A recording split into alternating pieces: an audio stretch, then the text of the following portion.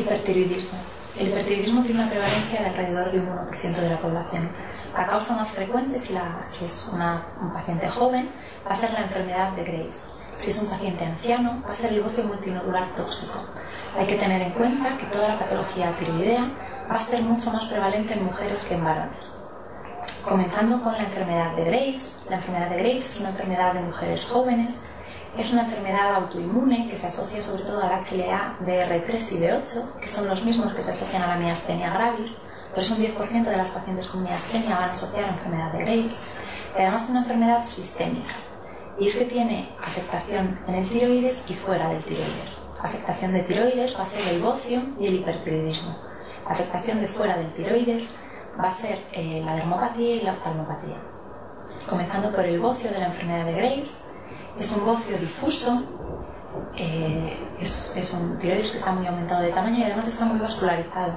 Y esto lo voy a ver porque si yo pongo mi fonendo, la campana del fonendo encima del tiroides del paciente, voy a escuchar un soplo, el soplo de la arteria tiroidea. El hipertiroidismo de los pacientes con enfermedad de Graves suele ser un hipertiroidismo franco. ¿Y qué pasa con la afectación extratiroidea?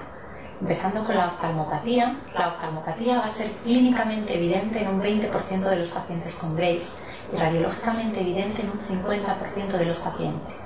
Es decir, si yo hago una resonancia de órbita, un 50% de los pacientes afectos de Graves van a tener alteraciones en los músculos orbitarios. La oftalmopatía de Graves se caracteriza fundamentalmente por una retracción palpebral, la cara de susto típica de los pacientes con Graves. Esta retracción palpebral hace que el paciente por la noche no sea capaz de cerrar los ojos y la exposición de la córnea al ambiente seco va a hacer que se produzca una irritación corneal que se llama quemosis.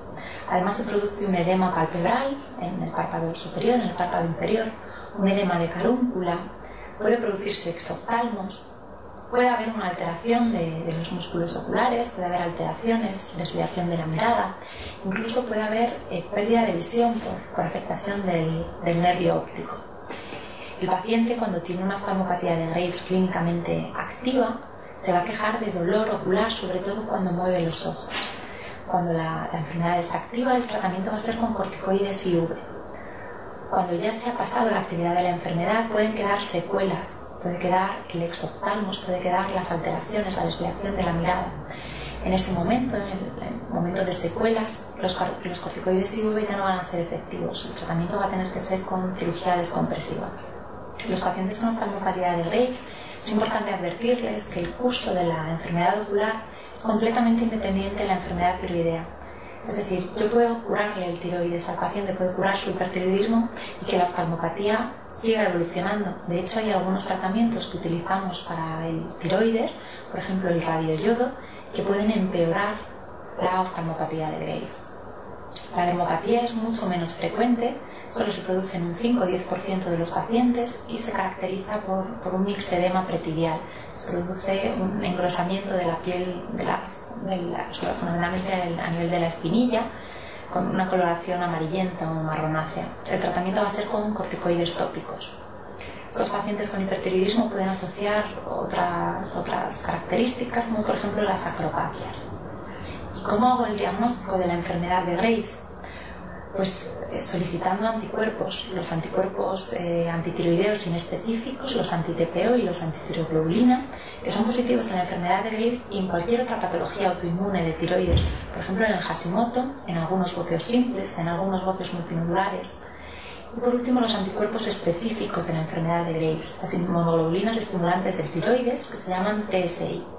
Estos TSI se van a unir al receptor de TSH del tiroides y aumentan la producción de hormonas tiroideas. Los TSI además son capaces de atravesar la placenta y producir un hipertiroidismo fetal. Cuando desaparecen del suero, los TSI generalmente indica que la remisión de la enfermedad de Graves va a ser prolongada. La siguiente prueba diagnóstica que hay que solicitar para diagnosticar la enfermedad de Graves es la gammagrafía tiroidea. En la gammagrafía tiroidea voy a ver un tiroides aumentado de tamaño e hipercaptante de forma difusa. El bocio multinodular es una patología de ancianos, es también mucho más frecuente en mujeres y generalmente es un bocio nodular de larga evolución. El hipertiroidismo puede ser más larvado, más subclínico o más franco. A la exploración, lo que voy a palpar es un tiroides aumentado de tamaño y además de forma muy irregular. Para el diagnóstico, los anticuerpos es frecuente que sean negativos y en la gammagrafía lo que voy a ver son áreas parcheadas de hipercaptación, normocaptación e hipocaptación. En el adenoma tóxico puede aparecer en cualquier edad, también es más frecuente en ancianos y también es más frecuente en mujeres. Es más frecuente cuando los adenomas son de gran tamaño, sobre todo se suele producir en un 20% de estos adenomas. El hipertiroidismo puede ser franco, puede ser subclínico y la exploración lo que voy a palpar es un nódulo tiroideo. Para el diagnóstico los anticuerpos suelen ser negativos y la gammagrafía me va a mostrar un nódulo, una zona hipercaptante que suprime la captación del resto de la glándula. Tanto en el bocio multinodular tóxico como en el adenoma tóxico es frecuente que la clínica del paciente sea mucho más larvada que en el paciente con Graves. Estos pacientes ancianos pueden desarrollar lo que llamamos hipertiroidismo apático, el hipertiroidismo apático del anciano, que se caracteriza fundamentalmente por clínica cardiovascular, para arritmias cardíacas como fibrilación auricular, y además por alteraciones del nivel mental, pueden tener un poco de apatía, depresión o bradypsiquia. Hay otras formas de hipertiroidismo menos frecuentes que clasificaremos en función de la captación gammagráfica. Y lo clasificaremos como una gammografía con una captación aumentada de forma global, que es lo que vamos a ver, por ejemplo, en los pacientes que tienen patología de Graves, en los pacientes que tienen tumores secretores de TSH o en los pacientes que tienen tumores secretores de beta-HCG debido a la analogía estructural de la beta-HCG y la TSH. Estos son la mola y el coriocarcinoma.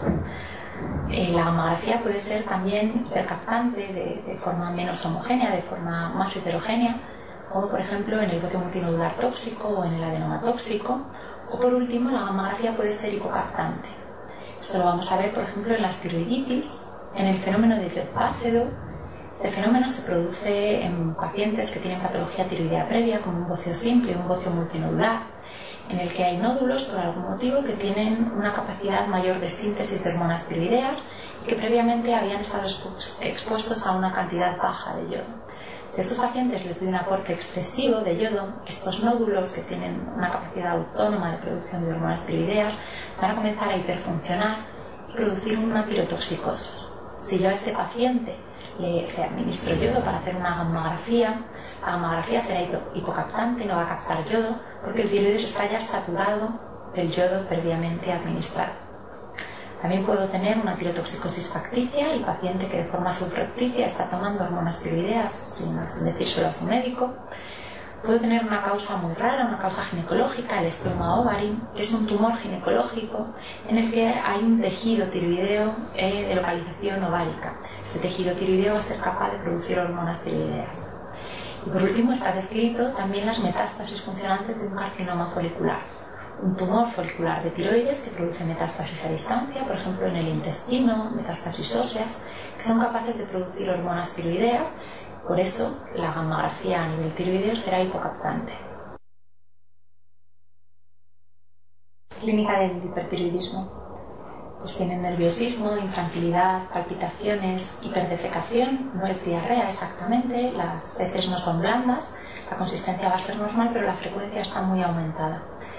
El paciente además va a tener hipertensión arterial de predominio sistólico, puede tener alteraciones menstruales, va a tener caída del cabello, va a tener miopatía proximal, alteraciones cardiovasculares, por ejemplo, arritmias, fundamentalmente la fibrilación auricular. Va a aumentar la resorción ósea, por eso los pacientes tienen osteoporosis, incluso pueden llegar a tener hipercalcemia.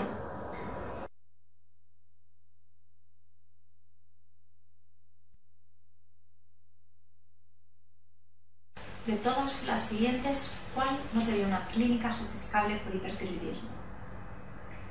La osteoporosis sí que es justificable. El hipertiroidismo sabéis que aumenta el recambio óseo y produce osteoporosis. La fibrilación auricular, el metabolismo cardíaco aumenta con el hipertiroidismo, lo que puede producir arritmias en pacientes que ya tienen una predisposición previa. El taponamiento cardíaco por derrame pericárdico podría aparecer, pero es en el hipotiroidismo, no en el hipertiroidismo, por lo que esta sería la respuesta falsa. La amenorrea y otras alteraciones menstruales pueden aparecer tanto en el hipo como en el hipertiroidismo. Diagnóstico de hipertiroidismo. Pues tengo que solicitar inicialmente, analíticamente, tengo que pedir una TSH, una T4 libre y una T3 libre. Debo pedir también anticuerpos antitiroideos, los inespecíficos, anti-TPO y antitiroglobulina, y si mi sospecha es de enfermedad de Graves, debo pedir las inmunoglobulinas estimulantes de tiroides o los T6. Además, debo pedir una gammagrafía. Ya hemos hablado que en la gammagrafía de la enfermedad de Graves puede haber un tiroides hipercaptante de forma homogénea, de forma difusa. En la gammagrafía del bocio multinodular tóxico veré zonas parcheadas de hipercaptación, de normocaptación, de hipocaptación. Y en el adenoma tóxico voy a ver un nódulo hipercaptante que suprime la captación del resto de la glándula. En ocasiones, pocas, pero ocasionalmente es necesario solicitar una tiroglobulina. La tiroglobulina puede ser muy útil para hacer el diagnóstico diferencial entre una tirotoxicosis facticia y unas tiroiditis. En las tiroiditis se produce una inflamación de tejido tiroideo y se liberan al organismo las hormonas tiroideas preformadas, y junto a esas hormonas tiroideas se libera tiroglobulina. Por eso en las tiroiditis la tiroglobulina va a estar elevada. Las tirotoxicosis facticias, esas pacientes gorditas que toman hormonas tiroideas generalmente para adelgazar, en estas facticias la paciente está tomando hormona tiroidea de forma exógena, por eso la tiroglobulina endógena va a estar normal o incluso disminuida. Por eso ocasionalmente puede serme útil para hacer este diagnóstico diferencial entre tiroiditis y tirotoxicosis facticia.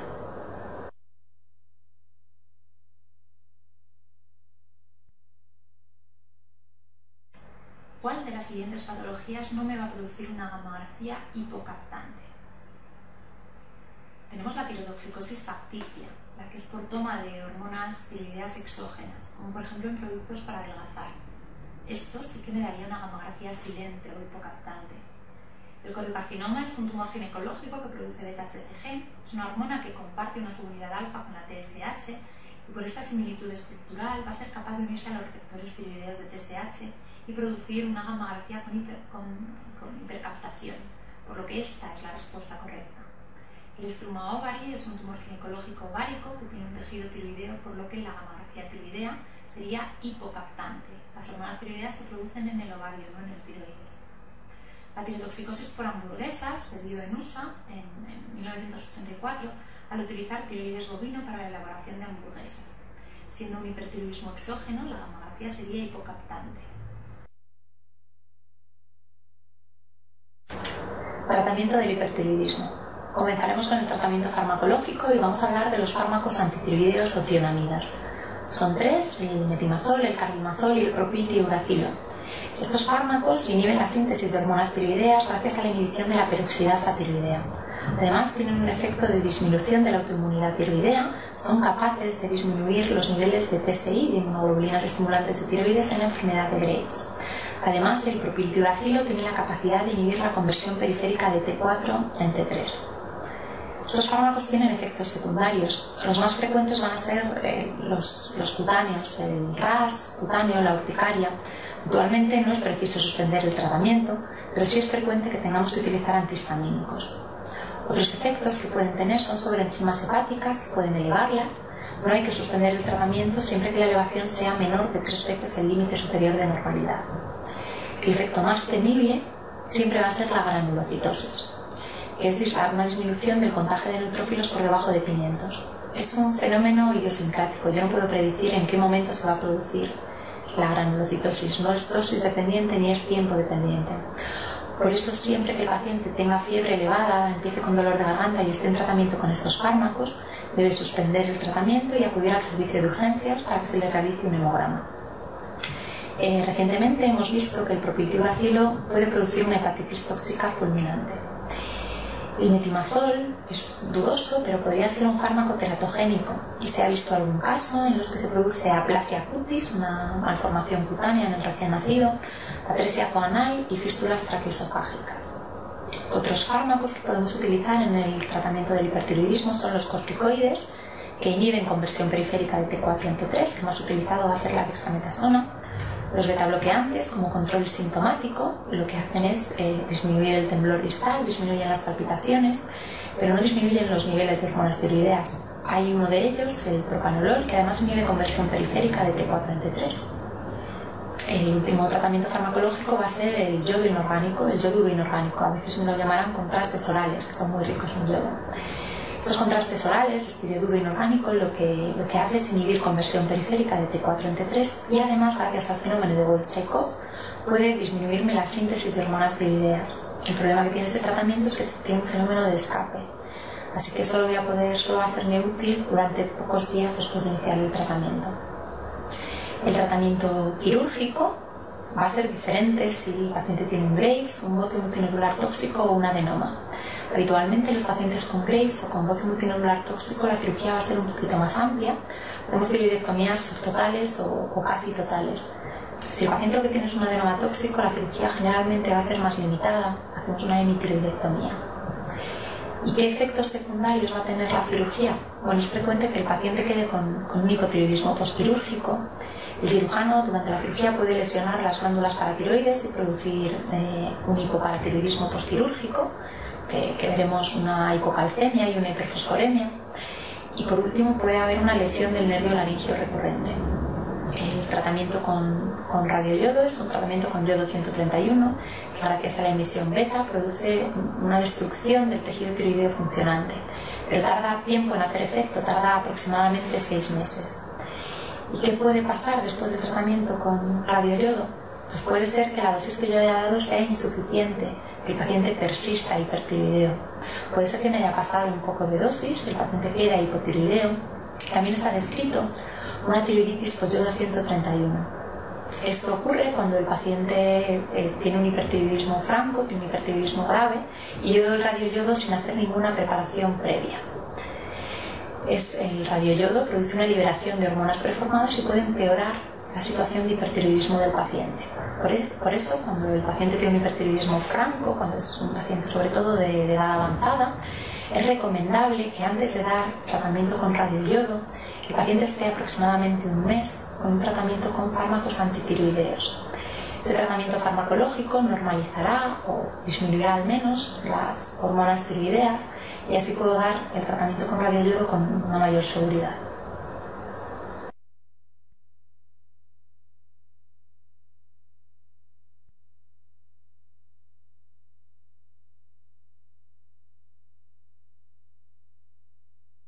En la siguiente pregunta me cuestionan acerca de cuál es la incorrecta o cuál es la respuesta falsa.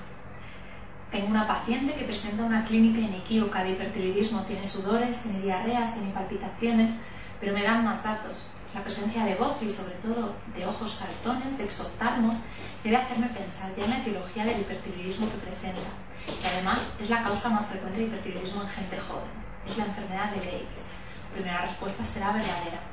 Debería pedir una gammagrafía tiroidea que me mostraría un tiroides aumentado de tamaño y además hipercaptante de forma difusa. La respuesta 2 es correcta también.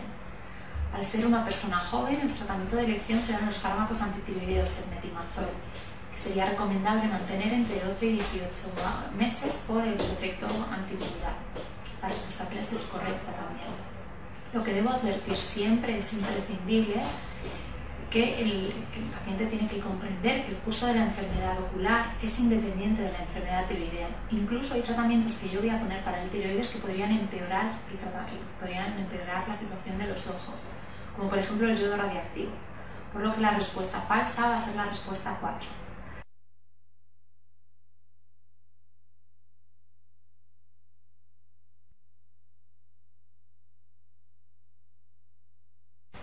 De las siguientes respuestas, ¿cuál es la que me contraindica el tratamiento con yodo radiactivo? La respuesta incorrecta, la única que no va a contraindicar el tratamiento con yodo radiactivo, es ser un anciano, por lo que la respuesta 3 es la que debemos señalar.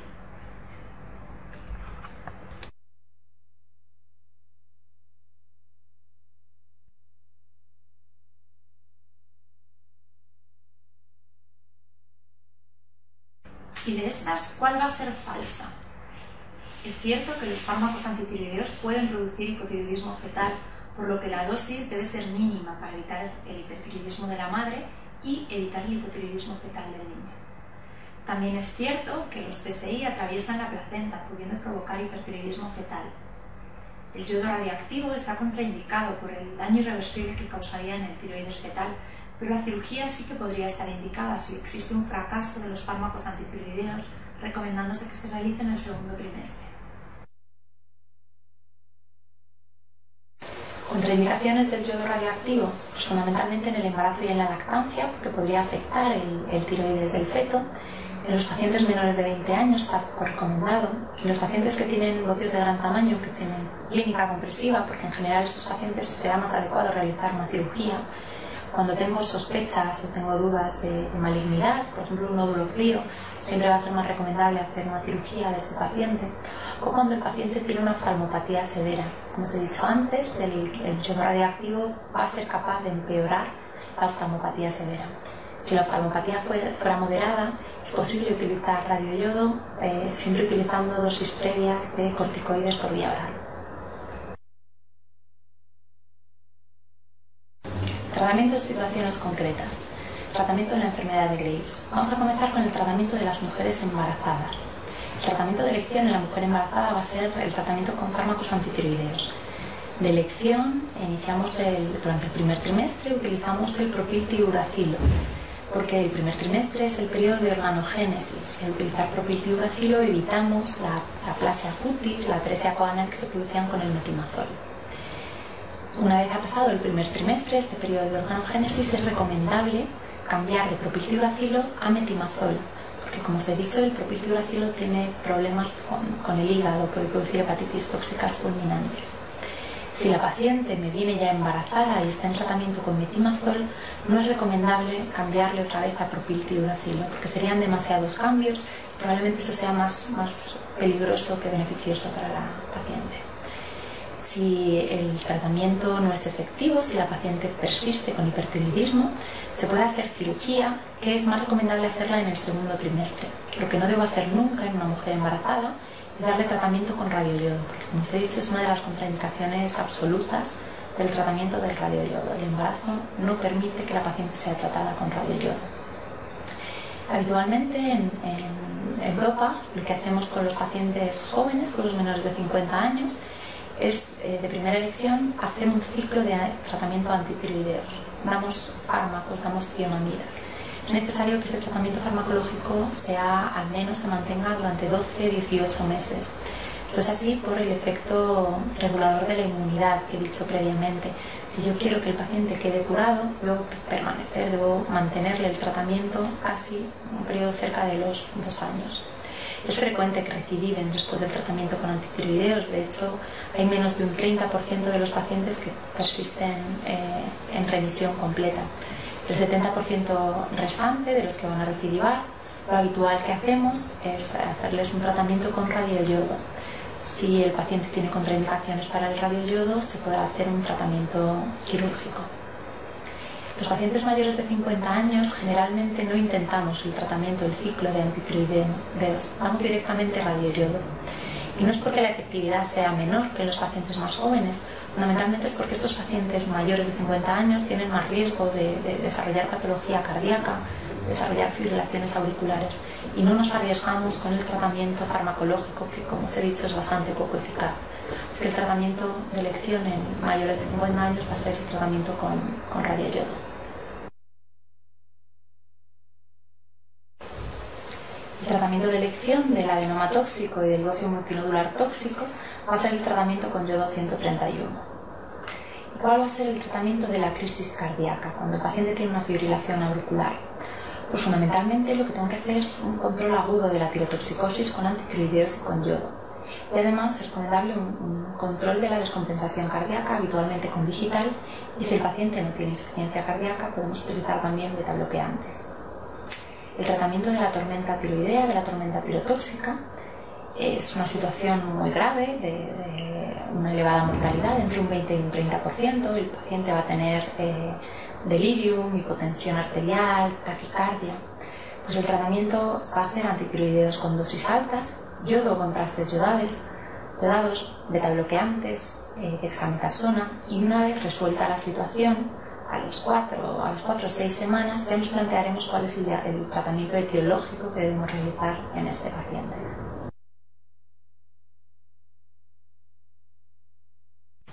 La paciente paciente de esa pregunta presenta una descompensación cardíaca secundaria a hipertiroidismo.